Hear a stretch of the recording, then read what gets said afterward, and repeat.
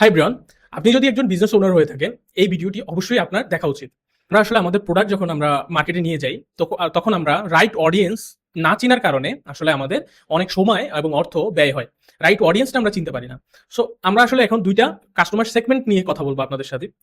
প্রথমটা হচ্ছে budget customer, পরের সেগমেন্টটা হচ্ছে wealthy customer. So budget customer কারা? বাজেট কাস্টমার ছাড়া যারা সবসময় রিভিউর উপর বেশি রিভিউ মানে প্রোডাক্টটা ভালো, প্লাস হচ্ছে তারা সবসময় ডিসকাউন্ট চায়। তারা সবসময় চিন্তা করে যে কোয়ান্টিটি বেশি হলেই আমার প্রোডাক্টটা ভালো, হয়তো কম কোয়ালিটি হলেও যদি এটার কোয়ান্টিটিটা বেশি হয় সেটাকে তারা বিলিভ করে, সেটাকে তারা নেয়। ডিসকাউন্ট হেভি, তারা বেশি ডিসকাউন্ট চায়, নেগোশিয়েট করে বেশি, তারা হচ্ছে বাজেট কাস্টমার। আর ওয়েলদি কাস্টমার কারা? যারা হচ্ছে তারা চিন্তা করে যে এই প্রোডাক্টটা নিলে আমার কি অর্থ কি আমার কম খরচ হবে, অথবা আমার কি সময় বাঁচবে নাকি। এবং তারা এক্সক্লুসিভ একটা কমিউনিটি চায়, এক্সক্লুসিভিটি চায় ওয়েলদি কাস্টমাররা। প্লাস তারা আসলে চিন্তা করে যে আমার প্রোডাক্টটা কোয়ালিটিটা কতটা ভালো, কোয়ালিটিটা কতটা বেস্ট। সো এই জিনিসটা নিয়ে থিঙ্কিং করে তারা। প্লাস হচ্ছে ওয়েলদি এক্সক্লুসিভিটি চায়, যে এই প্রোডাক্টটা আর কারো কাছে নেই আমি ছাড়া। সো যেমন দেখবেন রোয়েলেক্স যেগুলো, সেগুলো কিন্তু ওয়েলদি কাস্টমারের কাছে সেল করে।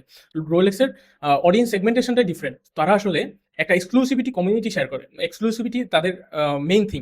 লাক্সারিয়াস ব্র্যান্ড তারা আসলে এক্সক্লুসিভিটি মেইন রাখে। সো এই জিনিসটা রাইট অডিয়েন্স এবং কাস্টমার সেগমেন্টেশন না চেনার ফলে আমাদের অনেক ক্ষতি হয়ে যায়, অনেক সময় অর্থ ব্যয় হয়ে যায়। সো আপনার রাইট অডিয়েন্স, এটাকে আপনাকে নিজেকেই ফাইন্ড আউট করতে হবে। সো এই রিলটা যদি আপনার বেনিফিট হয়ে থাকে, তাহলে অবশ্যই আমাদের চ্যানেলের ফলো দিয়ে পাশে থাকতে পারেন। Thank you.